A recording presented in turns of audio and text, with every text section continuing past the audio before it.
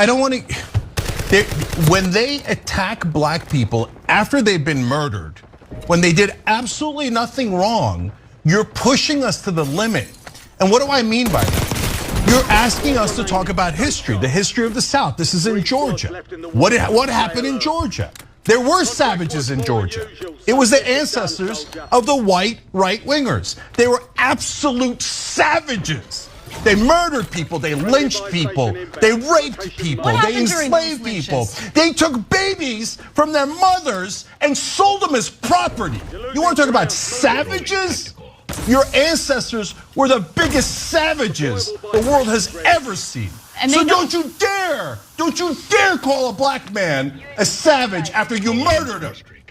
Don't you dare do that. I'm so sick of African Americans being called violent when the world's worst violence was done to them, not by them, to them, not by them. For God's sake, you want to do racist stereotypes? If it fit anywhere, and it doesn't, but if it fit anywhere, it would certainly fit white right-wingers in the South who has hundreds of years of history of being savages. Savages. They snatched babies and they sold them as property and they raped their mothers. Savages. That's what they were. You want to talk about stereotypes?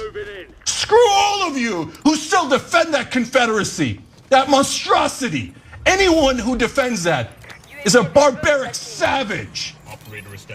That's why they don't want to teach American history in public schools. That's why there's been a strong orchestrated effort to prevent the teaching of anything that you just mentioned right now. Because, hey, God forbid that, children learn about the real savages in this country's history. Good work. That's how it's done. Woo! My man money. My man money. Solo versus